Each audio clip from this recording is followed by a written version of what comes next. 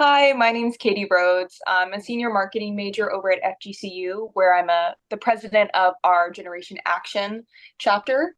I've been a part of the e-board since spring 2023, and this will be my fourth semester. Hi, I'm Erica. I'm a junior at FGCU. I'm a psychology major. Name is MICHAELA O'Brien, and I'm a senior majoring in communication studies at Florida Gulf Coast University. And I recently joined the executive board as secretary. Last summer, I was elected, and I'm really happy to be part of my university's Planned Parenthood Generation Action chapter. And just to start off a little bit about why we're all here and what we do as a group, Generation Action is a Planned Parenthood affiliate. It's a nationwide network of young activists, so a lot of college students. We organize events on and off campus with other local organizations and students. The main thing we advocate for is obviously reproductive freedom. That's why we're here. But we also advocate for other social justice issues like LGBTQ plus rights, gender affirming care, and any things that are of the like, especially in this year. I personally joined the club, like I said, 2 years ago now. I definitely want to give thanks to one of our founders, Caitlin Telgren. She's the greatest ever. She started this club. I think she recruited everybody personally. But yeah, she was definitely my motivation for joining this club and staying with this club for sure. And to raising public awareness and advocating for reproductive rights, you also educate on our campuses and communities regarding sexual health and work to create lasting change. I also got recruited by Caitlin last summer in front of the library. And I think I joined because I have a unique background of not being from the States where everything is so restricted. I grew up in a Catholic school, like a super Catholic school, went to high school in a Catholic school, and got the most intense preview of abortions. And I still think I got more than most people in the States. So I think my main motivation, because Caitlin is great, but it was definitely, I think I was just baffled by the culture around sex and reproductive health in Florida, especially. So I'm just, hoping to make a little change. But you, MICHAELA? While I was doing interviews for the Women's March of Fort Myers, and I asked Caitlin if I could interview her, and the rest was history because I just started 1 week before at FGCU. But currently our Planned Parenthood Generation Action chapter, we have over 350 campus groups across the nation, and we have a lot in Florida too. So we have groups on campuses from the University of Florida to FAMU to the University of South Florida and so many more. And my personal reason for joining was, I have many, but I have a little bit of a story. I was in Italy and I was coming back with 14 other female students from a study abroad. And it was 3 a.m. in America, and we all got the alert on our phones at the same time, coming back home, and it said that Roe v. Wade had been overturned. And so we heard the news hours before my friends and family in America woke up, and there was a gate agent who said, "I'm so sorry," when she saw our passports and was helping us to the airplane. So that's kind of when it really set in, and it felt like I was waking up to a nightmare. And so I felt like, as a lesbian, a woman who loves other women, and as a sexual assault survivor and a person who received gender affirming care, that other people should have the freedom to do so themselves. It's gonna bring tears to my eyes, MICHAELA. But for me personally, I always tell people my background was what my family considered very traditional. I'm from a southern town. I have 5 siblings.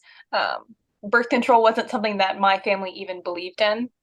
So I think for me, when I became an adult and moved out on my own, the idea that I got to choose, that I could have birth control, that I could decide not to make a family, that I could decide who I get to love, was really important to me. And so my biggest focus with this, when things being overturned, was that I had a choice. And so when I see our government interfering and trying to take away those rights that I felt like I just got 2 years ago when I turned 18, was deeply upsetting. And I felt like I was being stripped of something I just received, which I know a lot of young people feel like as well. And I kind of knew that myself, and I guarantee the people in this video too, had the ability to do something.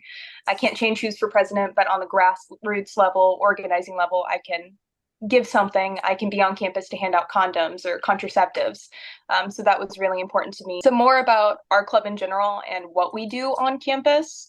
Just in case anybody is watching and is a student and ever wants to get involved, we do a variety of events. I know as my time as president, we've done crowd canvassing before, Amendment 4 was even an amendment.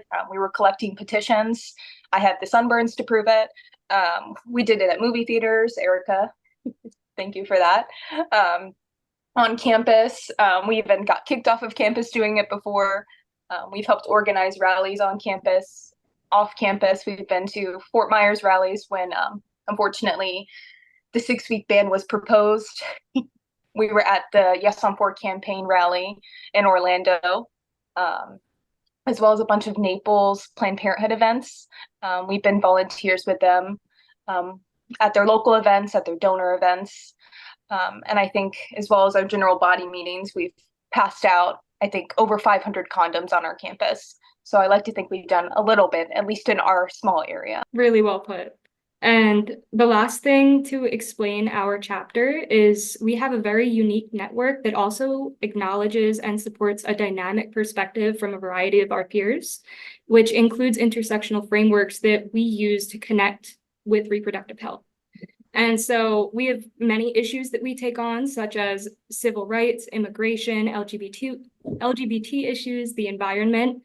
And we believe that all of these issues are intersectional because they all impact our futures. Didn't grow up in the States. I grew up in Canada, but I also grew up in the Philippines, where sexual sex ed is like not a thing. And I genuinely think that like if there was sex ed everywhere and like choices and options regarding sex were available, like we could genuinely end poverty. Like we would not be stuck in the same cycles. And so I was born in the Philippines where like that was non-existent. It was so weird because I grew up having to drive by this hospital when I was really, really young. And there was these signs and I would read them every single day because I grew up in a metropolitan city. There's a lot of traffic and it was always like, abortion is illegal here, but people who get abused, like they will get them. So try and like, we'll come in and we'll still fight for you. Like we'll try and get you as much care as we possibly can. And then asking my mom about it at such a young age, like what is an abortion? Like why do people need that? Like what is abuse? And her explaining like that, no, it's still illegal. It's like not a thing. And then later finding out actually that my mom was abused, and I literally blocked it out until I was in like my late teens. Like did not know that my mom was abused by my dad whatsoever. And like was not even really offered the option. I also grew up in a very Catholic country and like a very Catholic culture. So that was never really an option.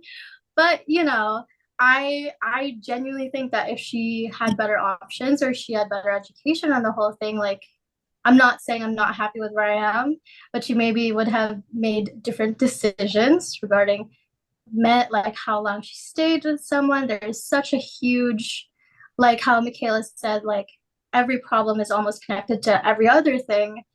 It's all connected. How maybe if there wasn't such a modest culture around dating, my mom didn't feel the need to stay so long with a guy and I accidentally get pregnant and the whole ordeal. Then I moved to Canada and everyone was like, I don't give a crap what you're doing as long as you're happy. And I remember like turning 18 there, so happy, so happy. And then moving to Florida and just being so shocked. Every time I go back home, I'm like, Floridians would genuinely riot if there was like a rainbow road. Yeah, I don't know. I think all of it connects to each other. And so that's why I'm here. I don't want the culture to get any worse. Like we cannot keep going down this path of destruction over other people's choices that have absolutely nothing to do with you. No, I love what you said about having a choice. I think that's the biggest thing. I mean, that's the whole reason behind the Yes on 4 campaign. Everybody I've talked to from that campaign has really said that it comes down to choice. I, as a person, want the ability to have the choice to make a family or not make a family, or be on my own and not be dependent. Like there's so many things that we are given the options to do, and I don't want to see that taken away from anybody. Just because you have the ability to have the child doesn't mean you have to. And I think it's really important that we do emphasize there's so many people here in Florida that are okay with abortion. They are okay with everybody minding their own business and doing what's best for themselves and their own family. And I think that's really important because I think our government has made a culture that has made it seem like the whole state of Florida is incredibly bigoted and wants to control your personal decisions. But I feel like that's not the case. I feel like the few of those in power have really decided to make rules that don't benefit Florida as a whole. And they're really, I think, the biggest problem right now. Yeah, I mean, we saw in the Villages a couple weeks ago the way that people got together for Harris. And I believe that if we can really mobilize and educate citizens here in Florida about Amendment 4, then we can really have a turnout. And especially with the influx of other American citizens from other states who have been moving to Florida in recent years, I really think that we're going to swing from a swing state to maybe a blue state. But who knows?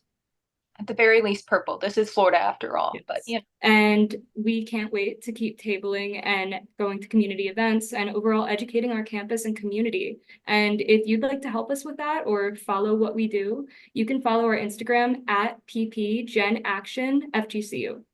So thank you so much for having us all today. Yes, thank you so much.